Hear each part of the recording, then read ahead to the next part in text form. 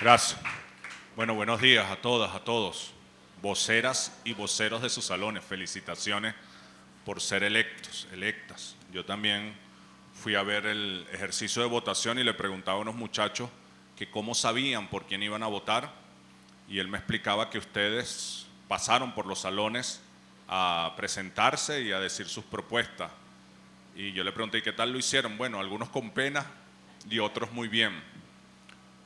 Eso es interesante, ¿no? Porque todo este ejercicio de elegir vocerías, que estamos eligiendo 3 voceros, el contralor, el integrador y el activista, por cada salón de cada liceo de Venezuela.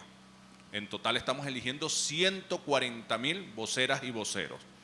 De esos voceros, así como ustedes, salón por salón, se escogen 3 voceros, activista, contralor e integrador, por liceo. De esos voceros se escogen 3 voceros por municipio. De esos voceros se escogen 3 voceros por estado. Y de esos voceros por estado se escoge el equipo nacional. Así que para ser parte del equipo nacional tienes que ser electo en el salón, en el liceo, en el municipio, en el estado y luego en el Congreso Nacional. El presidente o la presidenta, en este caso nuestra presidenta, es la presidenta que más se somete a votaciones. Tiene que pasar el escrutinio permanente de sus compañeros y compañeras. Tiene que ganarse la confianza de los compañeros y las compañeras. ¿Y para qué es importante que muchachos de 11 a 15, 16 años se genere este proceso no solamente de elección, sino que después que son electos, el vocero y la vocera son responsables, como lo dice la palabra, de llevar la voz de su salón para manifestar distintos temas de interés, de sueños, de ideas, de propuestas o de problemas, ¿verdad? Si hay un problema porque un profesor está maltratando a un muchacho, una muchacha en el aula de clase, el vocero y la vocera es responsable de levantar la voz y decir, epa, esto que está ocurriendo no está bien. O si hay una idea que tenemos para mejorar la educación o para generar un equipo deportivo, el vocero y la vocera recoge esa idea y la manifiesta. Es decir, no solamente el ejercicio de ser electo, sino luego el ejercicio de la tarea que corresponde ser vocero y vocera. ¿Para qué sirve todo eso? Para 2 razones. Primero, para gobernar, en el caso de ustedes, la educación de manera democrática, protagónica. Porque pudiéramos decir, no, eso no hace falta, que la directora se encargue de todo. Esa es una forma de gobernar, ¿verdad? Otra forma de gobernar es con la gente. En el caso de las escuelas y los liceos, ustedes lo están viendo. Pero en el caso del territorio es que las comunidades escojan sus voceros y quien es autoridad municipal, regional o nacional tenga la obligación de discutir con los voceros qué se hace. Entonces en la escuela es igual.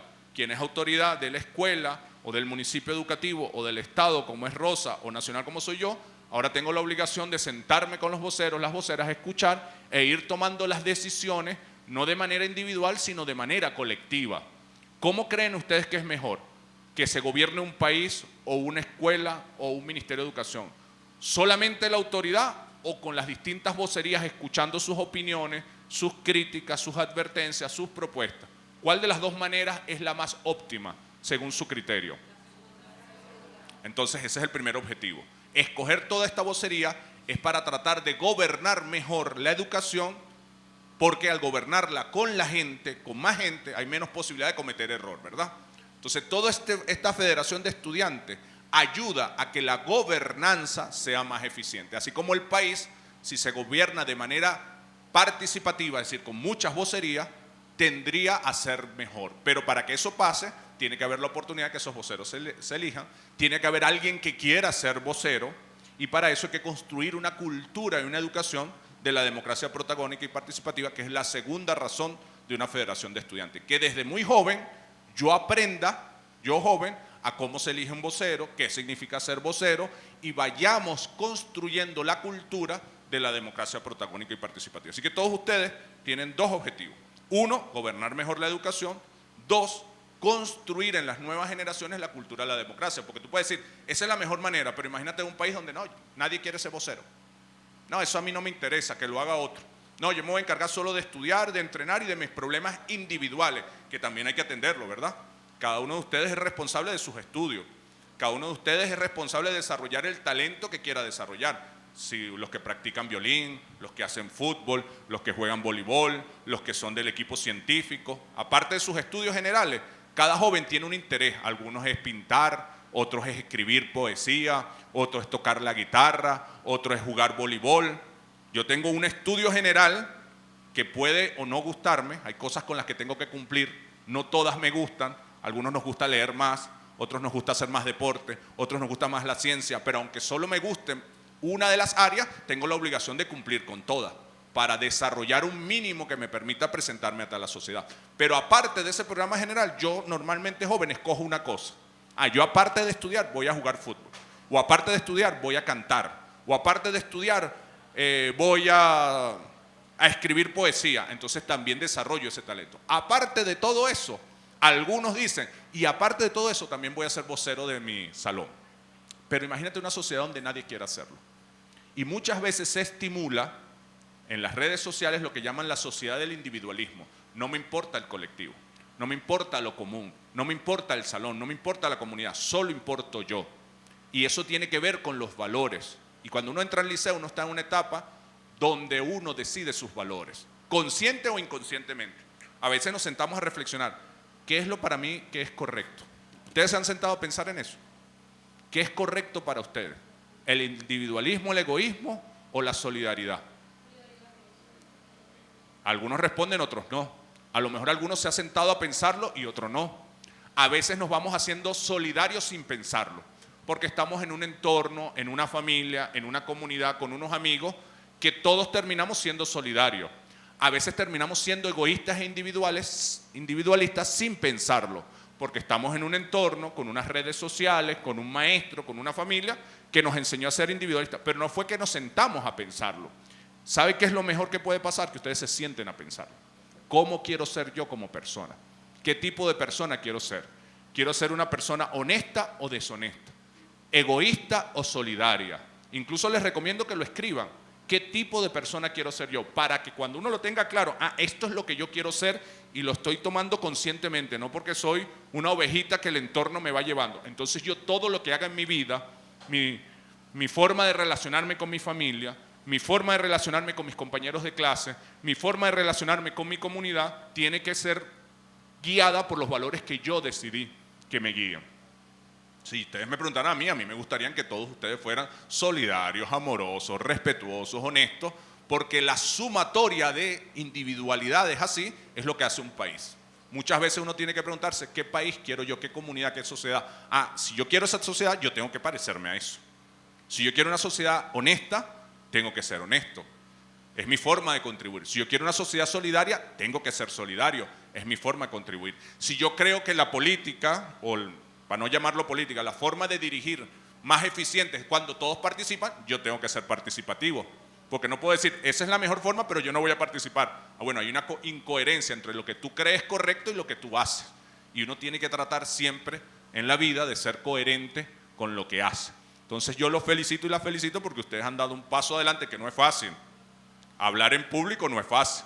Lograr ser vocero de distintas, un salón de ustedes puede tener que 30 muchachos, más o menos. Es difícil que esos 30 tengan una misma mirada de las cosas. Entonces a veces es muy difícil ser vocero de 30 personas que piensan distinto. Y uno tiene que tratar de construir los consensos y escucharlos a todos y decir, bueno, en esto estamos de acuerdo, en esto no estamos de acuerdo, avancemos en lo que estamos de acuerdo. Esa es la más difícil de la democracia. Buscar en qué puntos estás de acuerdo y en cuáles no. Cómo avanzamos en lo que estamos de acuerdo y cómo seguimos discutiendo con respeto las diferencias que tengamos, que son naturales. Porque las diferencias en la sociedad son naturales. Hay gente que nos quiere hacer ver que la diferencia de color, la diferencia de nuestras preferencias sexuales, la diferencia de nuestras condiciones económicas y la diferencia de nuestras ideas y de nuestra religión son puntos de honor. Y hacer creer ver que la que uno piensa es mejor que el otro y en algunos países y en algunas ideologías casi que puedo matar al otro porque piensa distinto a mí. Eso no es verdad. Las diferencias son naturales y tenemos que aprender a respetarnos en nuestra diversidad. Y eso es lo que hace hermoso a la humanidad, a la sociedad, nuestra gran diversidad. Entonces la democracia que nosotros defendemos es participativa, pero también es diversa. Es el respeto. Entonces en la vocería, el liderazgo, tiene que lograr construir consenso respetando esa diversidad. Aparte de eso, muchachos, muchachas, ustedes son una generación que le ha tocado difícil, que les toca difícil. Todas las generaciones anteriores siempre vienen y dicen, mi generación sufrió mucho más que la de ustedes. Mi generación, yo fui la generación que se graduó de bachiller en el 99-2000. Hace mucho tiempo. En estos días vi una cosa en redes que decía, para mi generación, cuando te hablan de la música de hace 20 años y crees que es la música de los 80, y ya es la de 40 años. Pero aprovechen estos tiempos porque el tiempo pasa volando, ¿oyeron? Disfruten cada momento de su vida. Entonces mi generación siempre dice, no, mi generación fue más difícil que la de Génesis, que las de ustedes, porque cuando yo estudiaba había algo que se llamaba población flotante. ¿Saben qué es eso? Ninguno. Tú sabes porque yo te lo conté. Ninguno lo sabe. A veces damos por entendido, el liderazgo también tiene que ser pedagógico y lo que decimos no puede limitarse a la coyuntura, tiene que tener historia, tiene que tener contenido, tiene que plasmar ideas. Cada vez que damos un discurso, ¿qué ideas quiero posicionar con ese discurso? Porque tenemos una responsabilidad pedagógica en el liderazgo. Pero la población flotante, muchachos, para que sepan, era que cuando yo me graduaba, con mi generación se graduaba, había muy poquitas universidades, muy poquitas. De cada 10 muchachos que empezaban el sistema educativo en primer grado, como 5 se graduaban del liceo. Y de esos 5 que se graduaban en el liceo, 1 lograba entrar a la universidad. De cada 10, 1 era universitario. Tú pelas los ojos así, parece bárbaro, ¿verdad? Cuando lo extraordinario se convierte en cotidiano, es porque estamos en tiempos de revolución. Hoy, para ustedes, ni sabían que eso pasaba. Entonces yo me iba a graduar, en mi salón éramos 30, y la posibilidad de entrar en la universidad de esos 30 era 0,3. Porque 1 de cada 10 iba a entrar a la universidad. Y entonces la pelea de mi generación era esa, pelear porque se abrieran más cupos universitarios. Esa era la pelea de mi generación. Y había otra cosa que se llamaba, la población flotante y los bachilleres sin cupo era lo mismo. Otra cosa que se llamaba la recluta obligatoria. ¿Ustedes saben qué es eso? ¿Quién sabe aquí qué es la recluta obligatoria? Solo tú, más nadie lo sabe. Bueno, la recluta obligatoria era que el servicio militar era obligatorio. Entonces, cuando tú tenías 16, 17, 18 años, los militares salían a la calle a cazarte. A cazarte. Es decir, ellos salían con unos camiones y a joven que vieran mal parado se lo llevaban. Y en esa época no existía celular. Entonces, los papás y la mamá sufrían mucho porque de repente, y Héctor, 1 día, 2 días, 3 días no aparece. ¿Será que le pasó algo? ¿Será que está preso? ¿Será que está en un hospital? Y tenían que empezar a buscar hospital por hospital, policía por policía, porque además no había teléfono como avisar, y guardia por guardia a ver dónde estaba tu hijo. Entonces, no, tu hijo se lo llevaron y 3 años de recluta obligatoria, de servicio militar. Así, entonces nuestra pelea era porque la recluta no podía ser obligatoria, que el servicio militar tenía que prestarlo quien quisiera prestar servicio militar. Ahí no. Entonces tú salías a la calle, si viene un militar, corre. Y cuando te agarraban te daban algo que se llamaba peinillazo. ¿Saben qué es un peinillazo? Que la policía tenía como una espada sin filo. Y cuando te agarraban mal parado para meterte en la patrulla, para que seas recluta obligatoria, te daban con esa espada por la espalda. ¡Pácata! Esas eran mis peleas de mi generación. Entonces mi generación siempre dice, mi generación peleó más que la de ustedes, porque después de ustedes llegó Chávez y quitó la recluta obligatoria, quitó la ley de vagos y maleantes. ¿Saben qué es la ley de vagos y maleantes? También de una ley aprobada como esta. Una ley aprobada por la Asamblea Nacional. ¿Pero qué decía la ley? El que no estudie y el que no trabaje se considera vago y maleante y va preso. Y en ese país, 9 de cada 10 no tenían cupo universitario. Y la tasa de empleo era muy baja. Entonces la mayoría de los jóvenes no estudiamos ni trabajamos. Por ley íbamos presos por vagos y maleantes. Parece loco, ¿verdad? Esos eran los problemas que a mí me tocó pelear. A cada generación le toca sus peleas. A esta generación de ustedes tienen otras peleas. Una pelea es que ustedes nacieron en pandemia. ¿Saben lo que es pasar casi 3 años sin tener clase? Sino virtual. Los que pudieron tenerla virtual, porque hay muchos jóvenes que ni virtual. 3 años de tu formación de vida donde no tuviste clase.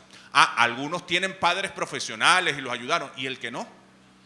Y el que en su casa no tiene una biblioteca, no tiene internet, sus padres no fueron a la universidad y bueno, tienen más limitaciones. Esa es una pelea de su generación. Es una generación que tiene que hacer un esfuerzo adicional. Los niños que están en 6º grado pasaron 1er grado, 2º grado, 3er grado. Cuando se aprende a leer y escribir sin maestro. A ellos les va a costar más que a otras generaciones. Hay que ayudarlos. Eso es una pelea que hay que dar. Ustedes son una generación que les tocó en el peor momento económico del país. Y eso genera muchas perturbaciones para ustedes. Todo el tema de la migración, Para la juventud la expectativa de vida, voy a estudiar ¿para qué? ¿Será que puedo desarrollar mi talento en Venezuela con esta situación económica? Ustedes son una generación que les toca luchar contra las redes sociales, que parecían una gran oportunidad, ¿verdad? Qué chévere la red social. Puedo desde mi aparato comunicarme con todo el mundo y ver lo que yo quiera. Parece que una gran libertad, ¿sí o no? En principio sí. Pero ustedes sabían, por ejemplo, que cuando los niños de 0 a 5 años están expuestos a pantalla, su cerebro se desarrolla menos. Entonces, aunque la red social es muy buena para muchas cosas, también nos está haciendo daño porque esos niños que están sometidos a pantalla van a tener menos capacidad cerebral porque su cerebro se está desarrollando menos. Es un problema que ustedes tienen que trabajar. Ustedes sabían, por ejemplo, que las redes sociales ya son consideradas droga porque generan adicción. Entonces, aunque la red social es muy buena porque me permite comunicarme con mucha gente, está generando un problema de adicción en la juventud, que aunque la juventud está consciente, esto no lo puedo ver tanto tiempo, me genera tanto placer la forma en cómo está la red social que no lo puedo soltar, como cualquier otra droga. Eso es un problema para ustedes, que ustedes tienen que estar conscientes y trabajarlo. Ustedes sabían, por ejemplo, que porque genera adicción, entonces el tiempo de lectura y de reflexión de esta generación se está disminuyendo y pudiera ser esta la primera generación en la historia de la humanidad que va a tener menos conocimiento cultural que la generación anterior, porque es una generación que lee menos. Entonces es un problema. O sea, imagínense, mi problema era que no iba a tener cupo en la universidad o que me podía agarrar a reclutar obligatoria. El problema de ustedes es cómo hacen para atender ese problema de adicción y cómo hacen para no ser una generación que tenga menos conocimiento que la anterior. Todas las generaciones, hasta la de ustedes, han tenido más conocimiento que la generación anterior. Ustedes pudieran ser la primera que no lo tienen. Vaya problemas que les toca enfrentar a esta generación. Ustedes sabían, por ejemplo, que los valores que mayoritariamente se dan por las redes sociales son muy distintos a los que hablábamos ahorita. Solidaridad, amor, respeto, que por el contrario se estimula mucho el individualismo, egoísmo, violencia, odio, rechazo a uno mismo, porque entonces el formato estético de belleza es muy distinto a lo que realmente somos, con los filtros y con todo esto. Son problemas de su generación. Y ustedes tienen que estar claros. Con esto quiero decir, no se coman ese cuento que cada generación es mejor que el... No, cada generación es una generación. Y cada generación tiene sus propios problemas. Ustedes tienen que tener claro cuáles son sus problemas para que esa organización que están haciendo permita caracterizarlo y decir entre ustedes cómo vamos a atender esto. Cómo vamos a atender el problema de la adicción a las redes, cómo vamos a atender el problema de la situación económica que está atravesando el país para que podamos desarrollar todo lo que queremos ser y todo lo que podemos ser. Porque ustedes pueden serlo todo. Estoy seguro, aquí hay voceros de varios salones, que en cada salón le empiezo a preguntar, mira, en tu salón hay alguien que tiene talento para ser un gran deportista. ¿Hay algún salón donde eso pase? En el salón de ustedes hay algún muchacho que tenga talento para ser artista, cantante, actor de teatro, músico. ¿Hay en sus salones algún muchacho, piense en su salón, que tenga talento para ser un gran científico, que le gusta la biología, la química, la física? ¿Hay algún muchacho que tenga talento para ser un gran escritor, que le gusta escribir? Y yo estoy seguro que si me reúno con los 140,000 voceros y voceras de todos los salones del país y les hago la misma pregunta, todos me van a decir, sí, Héctor, tal persona puede llegar a ser un gran deportista, tal persona puede llegar a ser un gran científico, tal persona puede llegar a ser un gran escritor, un gran músico. Y si lo logramos, que cada uno de ellos lo sea, no vamos a ser un gran país. Entonces, parte de la expectativa de futuro es que nosotros en cada generación logremos que todo lo que podemos ser no se quede solamente en una posibilidad. Que esos muchachos no abandonen su sueño, que tengamos todas las condiciones para desarrollar esos talentos. El futuro es ese. Uno dice, bueno, pero ¿podremos hacerlo en este país? Depende de nosotros. Ustedes se imaginan la juventud, ustedes tendrán que entre 11 años y 15 años, ¿verdad? Entre 11 y 16. ¿Qué edad tenía Bolívar cuando juró en el Monte Sacro? Como 17, 18 años. Más o menos. ¿Ah? ¿Qué edad tienes tú, Michelle? O sea, Bolívar tenía como tu edad. ¿Ustedes se han leído completo el juramento del Monte Sacro? No. No todo. No solamente la parte que jura. Porque antes de jurar, Bolívar se le murió la esposa. Se le había muerto el papá, la mamá. Bolívar decía, pana, a mí me pasa de todo. Ya él creía cuando se enamoró de su esposa y se fue a vivir con ella que él ya tenía la vida hecha. Y llega aquí con su esposa de España y se le muere. Y entra en una depresión muy grande y dice, nah, ya yo no voy a seguir luchando por la vida. Tenía mucha plata, le dijo, me voy a Francia a beberme toda la plata. Y se fue para Francia a parrandear, a fiesta. Usted nunca ha estado en una tristeza así que lo único que le provoca es no hacer nada, meterse ahí en las redes y más nada. A veces eso pasa. Y Bolívar se fue con su tristeza a Francia. Y allá en Francia se estaba coronando Napoleón Bonaparte, uno de los hombres más grandes. Las multitudes lo adoraban, lo aplaudían. Y Bolívar fue a verlo y dijo, wow, mira cómo quieren a ese hombre. Y decía, pero yo no estoy de acuerdo con la monarquía. Me llama la atención cómo el pueblo lo quiere, pero no me gusta el sistema de gobierno que él plantea. Y entonces está uno de sus maestros al lado de él, Simón Rodríguez, escuchándolo. Y lo ve deprimido y Simón Rodríguez le dice, vente, vamos a dar un paseo. ¿Ustedes se acuerdan del Mapamundi? Bueno, se fueron caminando desde París hasta Roma. ¿Como cuántas horas habrán caminado? ¿Cuántos días habrán caminado? Varios meses. Imagínate, piensen en el profesor que ustedes más admiran. No, mucho más. Varios meses. Varios meses. Ah, en carro, en avión, pero caminando varios meses. Imagínense, piensen en el profesor que ustedes más quieren, más admiran, el que más los hace reflexionar. Y que ese profesor te diga, mira, vamos a caminar desde Caracas hasta Buenos Aires hablando. ¿Cuántas cosas no hablarán en esa caminata? Le puso la cabeza loca a Bolívar, porque Simón Rodríguez era extraordinario.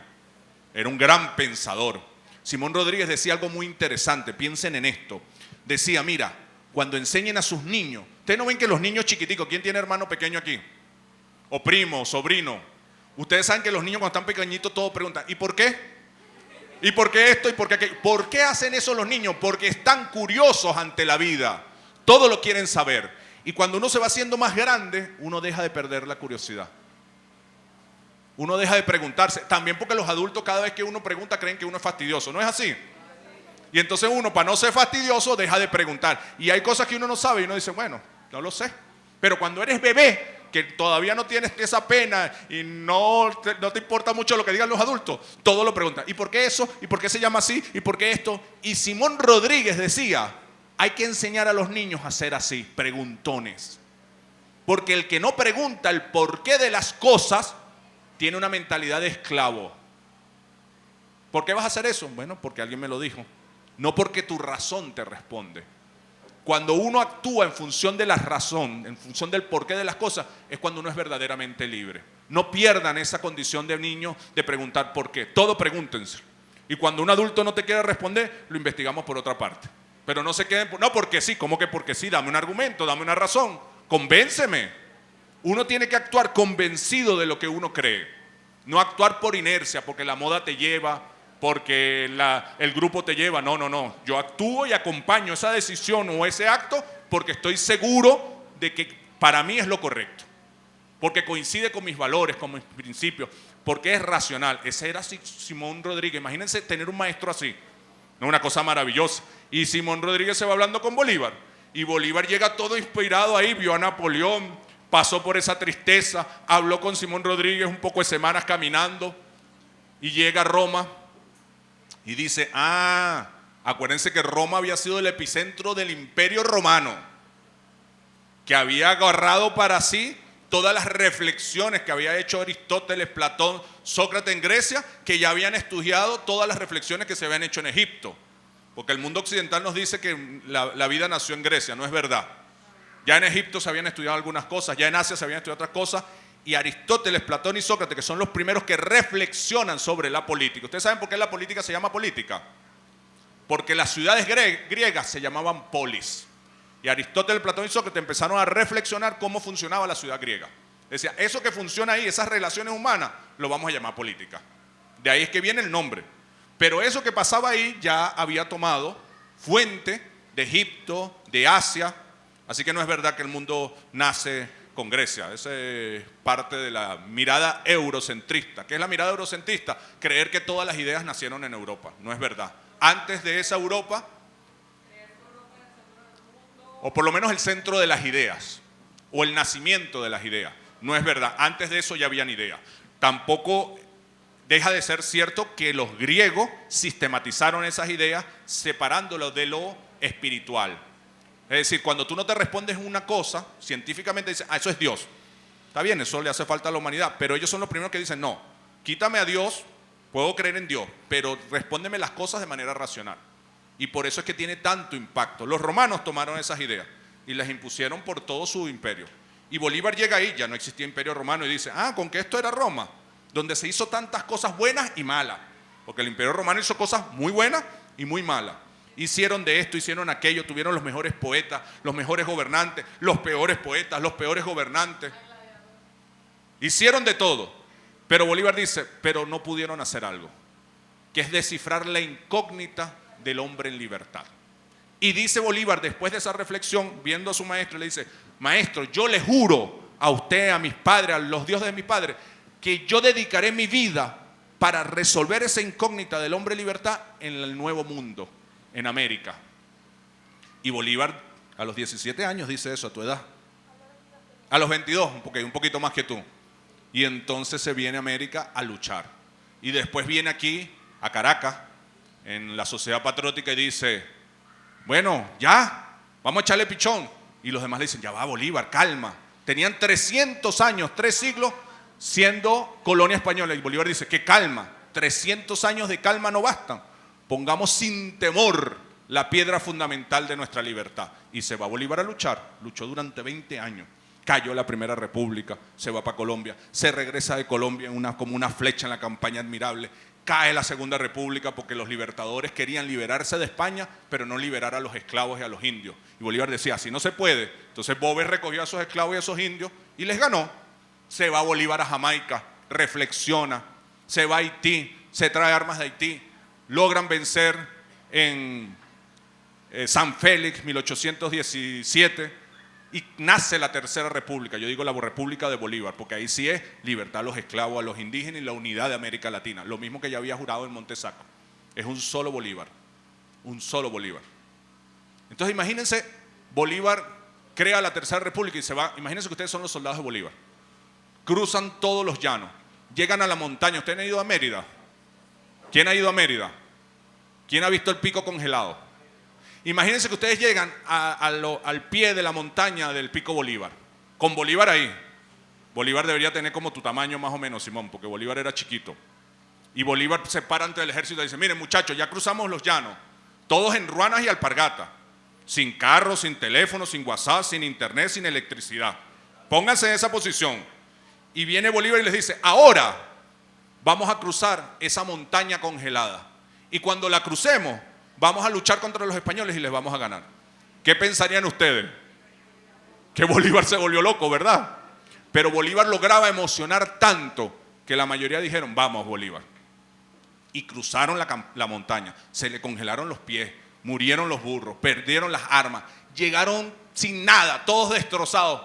Y ahí se reanimaron y fueron a Pantano de Vargas y lucharon y le dieron la libertad hasta el Perú.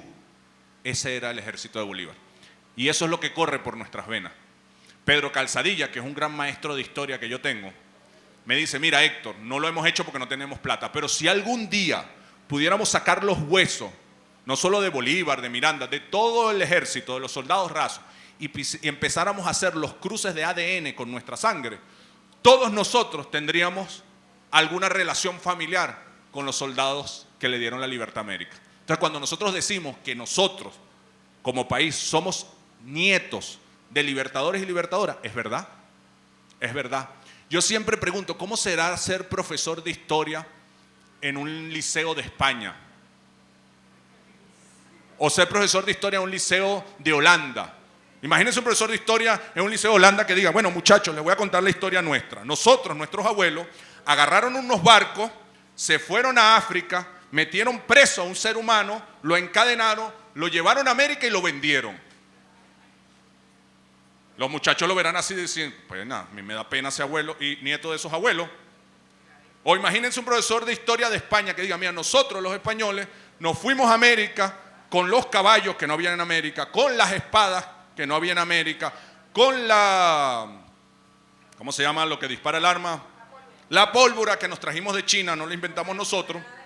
Y con las enfermedades llegamos a América y matamos 80 millones de indígenas y esclavizamos durante 3 siglos. Y todo lo que había ahí, la plata, el oro, las perlas, el bronce, nos los trajimos y lo invertimos en Europa. yo escucho a ese profesor de historia y digo, qué pena, pedí perdón. Es distinto a cuando uno en el salón, venezolano, escucha a un profesor de historia y dice, mire muchachos, nuestros abuelos agarraron un caballo, cruzaron los Andes en alpargata y le dieron la libertad a toda América. No es lo mismo ser nieto de esclavista que ser nieto de libertador.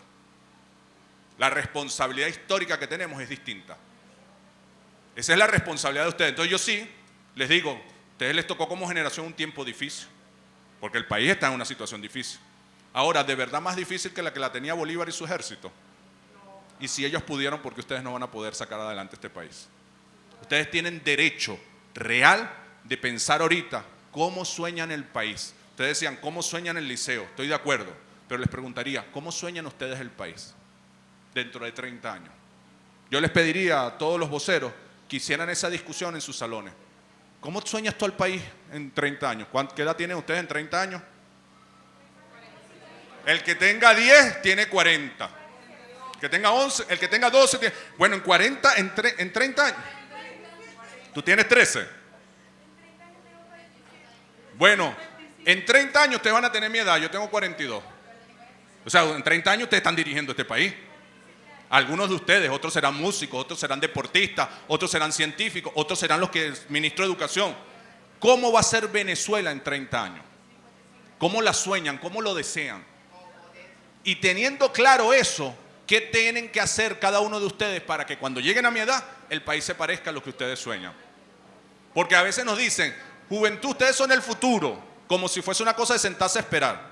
Yo siempre pongo el ejemplo, el futuro, ustedes están estudiando hoy y tienen examen en un mes. En un mes es el futuro, no empiecen a estudiar hoy a ver si van a pasar el examen. Igual es para el país, ustedes son el futuro, no hagan lo que tienen que hacer hoy a ver si cuando tengan 42, 43 años el país se va a parecer o no a lo que sueñan. Ese futuro depende de lo que hagan hoy. ¿Quieren que sea pacífico, democrático? Hay que participar. ¿Quieren que sea productivo? Tienen que formarse en una generación que crean la productividad. ¿Quieren que sea independiente científicamente? Tienen que formar una generación que desarrolle la ciencia. ¿Quieren que sea potencia deportiva? Tienen que entrenar para ser los mejores atletas. ¿Quieren que sea potencia cultural? Tienen que desarrollar la cultura para que eso llegue a pasar, para que eso llegue a ser. Y ustedes tienen tareas inmediatas hoy, que algunas tengo que acompañarlos yo. Ustedes tienen que lograr que todos los de su generación estudien, que ninguno abandone los estudios. Tienen que lograr que su educación sea de calidad, que le respeten su horario, que tengan todos sus profesores y que los profesores sean de calidad. No tengan una actitud pasiva, exíjanle a los profesores. No me mates, dame mi clase completa, dame mi programa completo, dámelo bien, porque cuando yo llegue a la universidad no quiero ser un pirata. Tienen que pelear eso y exigirle a los profesores. Es decir, no, a mí no me eligieron un vocero para nada, tú tienes que darme mi clase completa. Mira, aquí está el programa, me lo leí, te falta esto, no me lo has dado. Y cuando el profesor sea muy pirata, investiguen por su propia cuenta y sean mejor que el profesor. Claro, porque si no son ustedes, el profesor se queda ahí, ustedes son los que avanzan sin un conocimiento. Y después llegan a la universidad y dicen, eso yo no lo vi. Ustedes tienen que ser una generación que se exija, que exija a las demás generaciones. Y yo tengo mucha fe, compañeros, muchachos, muchachas, en que si asumen con responsabilidad su papel en la historia, en 30 años estamos, ¿qué? En el 2054. Ese país va a ser muy cercano a lo que ustedes sueñan. Dios me los bendiga a todas y a todos. Felicitaciones por su vocería.